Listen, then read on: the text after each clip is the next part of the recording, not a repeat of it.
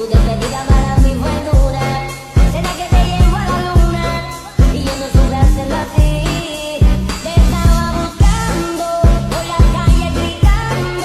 Esto me está matando. Oh no. Te estaba buscando por la calle gritando como un loco tomando. Es que yo sin ti y tú sin mí. Dime quién puede ser feliz. Eso no me gusta. Eso no me gusta. Es que yo sin ti y tú sin mí. Dime quién puede ser feliz.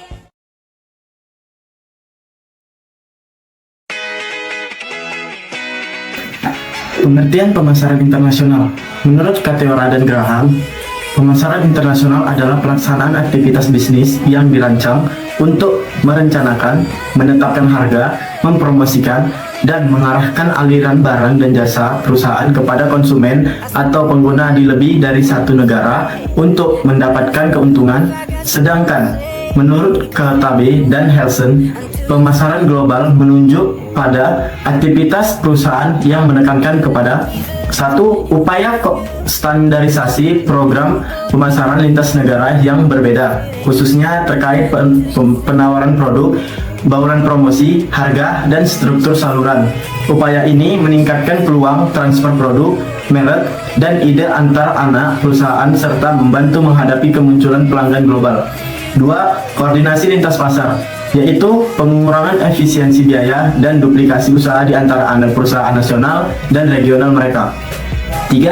Integrasi global, yaitu berpartisipasi di banyak pasar dunia utama untuk meningkatkan kemampuan bersaing dan integrasi efektif dari kampanye bersaing perusahaan lintas pasar dengan kemampuan mensubsidi operasi di beberapa pasar, menggunakan sumber daya yang dihasilkan di pasar lain, serta merespon serangan penanganan di suatu pasar dengan serangan balik di pasar lain. Dari kedua definisi tersebut dapat disimpulkan bahwa baik pemasaran internasional maupun pemasaran global melayani lebih dari satu pasar negara.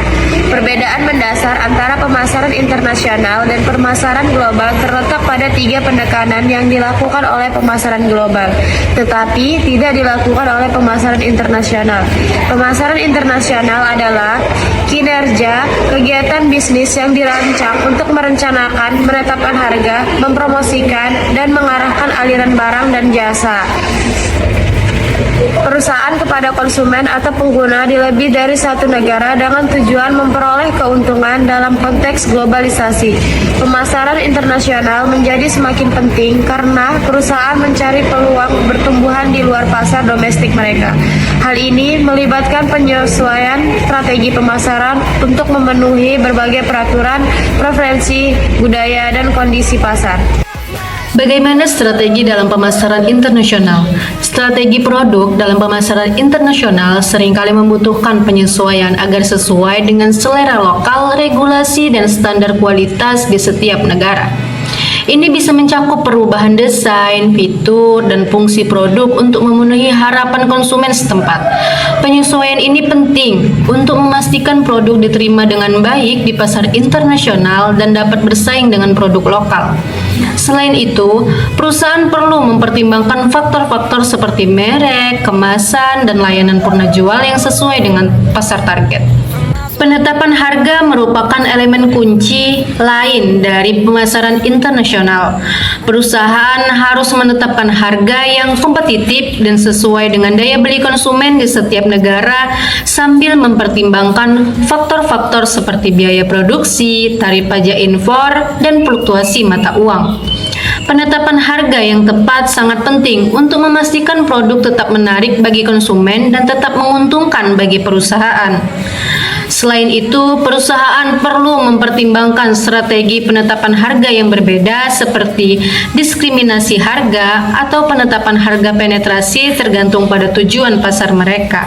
Distribusi merupakan aspek penting lainnya dari pemasaran internasional. Perusahaan perlu mengelola saluran distribusi untuk memastikan produk mereka dapat mencapai konsumen di berbagai negara dengan efisien. Ini melibatkan kerjasama dengan distributor lokal, pengecer, atau bahkan penjualan langsung melalui platform online. Memilih saluran distribusi yang tepat sangat penting untuk memastikan produk tersedia di tempat yang tepat, pada waktu yang tepat, dan dalam kondisi yang baik. Kepatuhan terhadap regulasi lokal merupakan tantangan penting dalam pemasaran internasional. Setiap negara memiliki hukum dan regulasi yang berbeda terkait dengan keamanan produk, pelabelan, standar kualitas, dan praktik bisnis. Perusahaan harus memastikan bahwa semua kegiatan pemasaran dan produk mereka mematuhi hukum dan regulasi di setiap negara target. Ketidakpatuhan dapat mengakibatkan sanksi hukum, denda, atau bahkan larangan penjualan produk di pasar tersebut.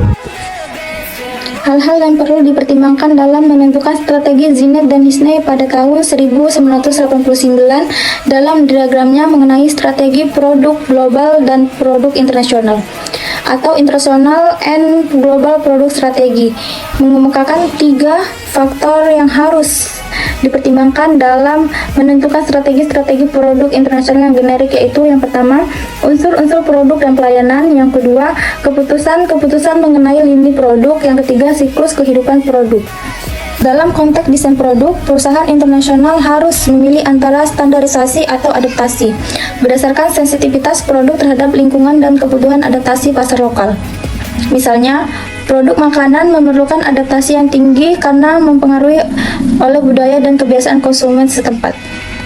Sedangkan produk industri seperti integrated circuit cenderung memerlukan adaptasi yang lebih rendah. Manajemen produksi. Dalam pengelolaan produk perusahaan terdapat 3 kelompok kegiatan utama, yaitu 1. Manajemen lini produk yang melibatkan pengelolaan dan pengembangan portofolio produk yang ada. 2. Pengembangan dan pelancaran produk baru yang mencakup proses inovasi dan pemasaran produk-produk baru ke pasar. 3. Manajemen merek secara strategis yang bertujuan untuk membangun dan memelihara nilai merek secara konsisten. Ketiga aspek ini merupakan bagian integral dalam strategi pemasaran, tidak hanya dalam skala domestik tetapi juga dalam konteks pasar global atau internasional. Hal ini menjadi kunci untuk memastikan bahwa produk perusahaan tidak hanya relevan di pasar domestik, tetapi juga mampu bersaing dan berkembang di pasar-pasar internasional yang semakin terhubung dan dinamis. B. Peran atau fungsi harga dalam pemasaran. Dari sudut pandang pemasaran ada 3 peran utama harga, yaitu sebagai berikut. 1. Harga menentukan volume penjualan berdasarkan kurva penawaran dan permintaan. Harga berbanding terbalik dengan volume penjualan. Semakin tinggi harga produk, semakin rendah volume penjualannya. 2. Harga menentukan besarnya laba. Harga jual produk biasanya dihitung berdasarkan biaya plus laba. Dengan kata lain, laba produk ditentukan oleh harga jual per unit dikurangi biaya-biaya atau harga pokok penjualan. Pada tingkat ini, harga pokok penjualan tertentu, semakin tinggi harga jual, semakin tinggi laba yang diperoleh dan sebaliknya. 3. Harga menentukan citra produk. Salah satu elemen yang membentuk citra produk adalah persepsi kualitas, yang sebagian besar ditentukan oleh harga jual. Semakin mahal harga sebuah produk, semakin tinggi persepsi konsumen terhadap kualitas produk tersebut. C. Pendekatan cost based dan market based. Terdapat 2 pendekatan yang sangat berbeda dalam penetapan harga jual produk. Pendekatan berdasarkan biaya atau cost based dan pendekatan berdasarkan pasar atau market based. Pendekatan berdasarkan biaya dimulai dengan menghitung total biaya produksi lalu menambahkan laba yang diinginkan untuk menentukan harga jual, yang kemudian akan menciptakan nilai bagi pelanggan. Sebaliknya, pendekatan berdasarkan pasar dimulai dengan mempertimbangkan pelanggan dan nilai yang ingin diciptakan bagi mereka. Selanjutnya, harga jual. Harga jual ditentukan berdasarkan nilai tersebut disertai dengan laba yang diinginkan oleh perusahaan dan biaya produksi.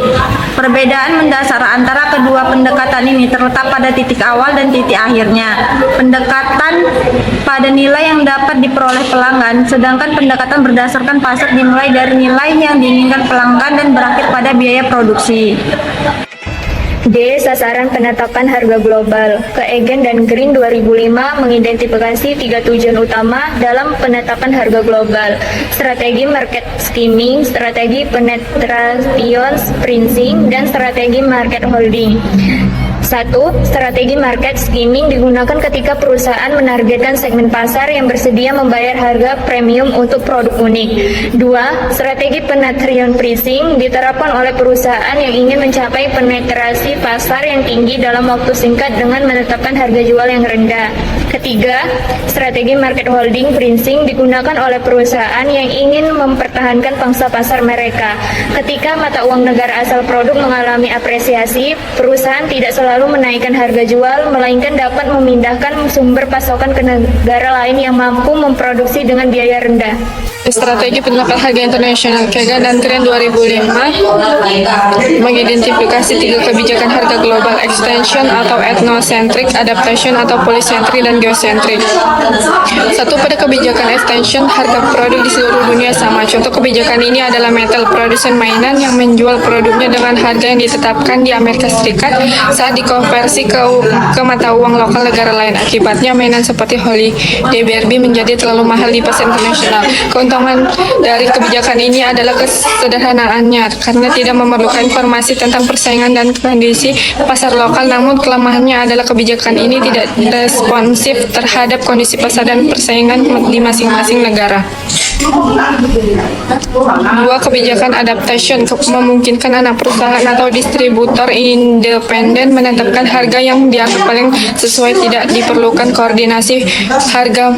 Kagan dan Green 2005, penelitian terbaru mengenai eksportir produk industri di Eropa menunjukkan bahwa mereka menggunakan kebijakan ini untuk para distributor independen. Kelebihan kebijakan ini adalah harga dapat disesuaikan dengan daya beli, tarik pasar, dan kondisi persaingan lokal. Namun kelemahan seriusnya adalah resiko transshipment, di mana produk dipindahkan dari negara dengan negara lebih murah ke negara dengan harga lebih tinggi, serta kemungkinan distributor menentukan harga terlalu rendah, menghilangkan peluang laba optimal. Kebijakan geosentrik lebih dinamis dan proaktif dibandingkan kedua kebijakan sebelumnya. Kebijakan ini menyadari bahwa faktor-faktor pasar lokal yang unik seperti biaya, tingkat penghasilan, persaingan, dan strategi pemasaran harus diperhitungkan dalam penetapan harga. Koordinasi harga dari kantor pusat diperlukan untuk berhubungan dengan pelanggan internasional dan mengatasi perselisihan harga antar anak perusahaan. Dan Walter 1993 menawarkan strategi penetapan harga internasional yang mirip dengan kegiatan dan Green, namun menggunakan istilah yang lebih mudah dimengerti. Mereka menyebut 3 pendekatan. 1. Pendekatan standar untuk pendekatan harga internasional. 2. Kebebasan untuk menetapkan harga lokal. 3. Kebebasan untuk menetapkan harga lokal dalam batas-batas strategi penetapan harga global. Pendekatan pertama mirip dengan extension atau ethnocentric. Pendekatan kedua mirip dengan adaptation atau polycentric, dan pendekatan ketiga mirip dengan geocentric.